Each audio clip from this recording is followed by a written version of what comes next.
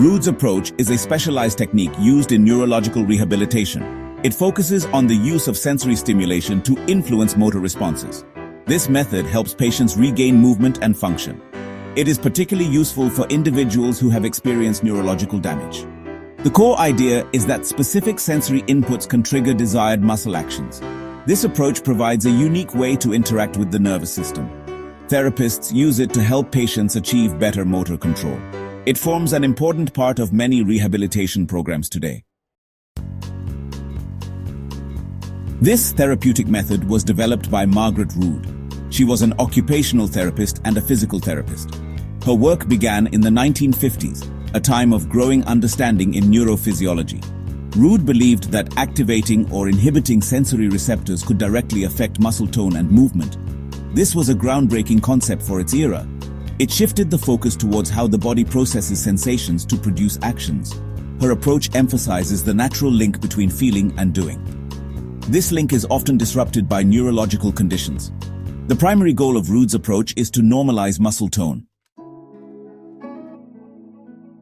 It also aims to restore purposeful movement patterns.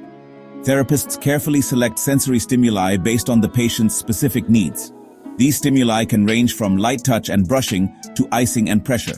The application of these inputs is precise and targeted. It aims to evoke specific, predictable motor outputs. This allows for a graded progression in therapy. Patients can gradually build their motor skills through these guided experiences. Understanding Rood's approach is vital for physiotherapy students and practicing therapists.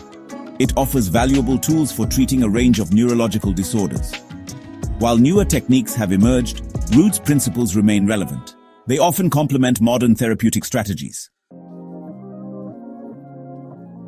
This essay will explore the origins, principles, techniques, and applications of Rood's approach. It will also discuss its advantages and limitations. This knowledge will help therapists make informed decisions. It will enhance their ability to help patients with neurological challenges. Margaret Rood developed her innovative approach during the 1950s. This was a period of significant advancement in understanding the nervous system. Rood, with her dual expertise as an occupational and physical therapist, was uniquely positioned. She sought to bridge the gap between neurophysiological theory and clinical practice. These patients often struggled with severe motor impairments. She observed patients closely and studied neurological texts.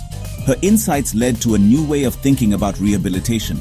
Rood's central hypothesis was that sensory stimulation could be systematically used. She believed it could elicit specific motor responses. This was based on the understanding of reflex arcs and the hierarchical organization of the nervous system. She proposed that appropriate sensory inputs could activate or inhibit muscles. This could then lead to improved voluntary control. Her ideas were revolutionary at the time. They emphasized the profound interaction between the sensory system and the motor system. This interaction is fundamental to all human movement and function. The development of Rood's approach was an iterative process. It involved careful observation, clinical application, and refinement of techniques. Rood meticulously documented the effects of different types of sensory stimuli. She noted how temperature, touch, pressure, and stretch could influence muscle tone. She also considered the developmental sequence of movement. This sequence is seen in typically developing infants. She believed that rehabilitation should follow these natural patterns. This helps to re-educate the nervous system more effectively. Her work laid a foundation for many subsequent neurorehabilitation techniques. Rood emphasized that motor output is inextricably linked to sensory input. Any disruption in sensory processing could therefore impair motor function. Conversely, targeted sensory interventions could enhance motor recovery. This perspective highlighted the importance of a holistic approach. It considered the patient's entire sensory motor system. Rood's dedication to understanding these complex interactions has left a lasting legacy. Her approach continues to inform therapeutic practices worldwide. These reactions often manifest as muscle contractions or relaxations. By carefully selecting and applying sensory stimuli, therapists can guide these responses. This can help to activate weak muscles or relax overly tight ones. The type, intensity, and duration of the stimulus are all important factors. They determine the nature of the motor output. Rood emphasized that sensory stimulation should be applied to appropriate sensory receptors. For example, light touch might be used to stimulate exteroceptors in the skin. This could facilitate a withdrawal reflex or a light movement. Proprioceptors, located in muscles, tendons, and joints, respond to stretch and pressure. Stimulating these can influence muscle tone and joint stability. The therapist's skill lies in knowing which stimulus to use. This achieves the desired therapeutic effect for the patient. This principle underscores the direct pathway from sensation to action. Another key principle is the adherence to a specific movement sequence. Rood observed that motor development follows a predictable pattern in healthy individuals. This sequence typically progresses from simple reflex movements to complex, coordinated actions.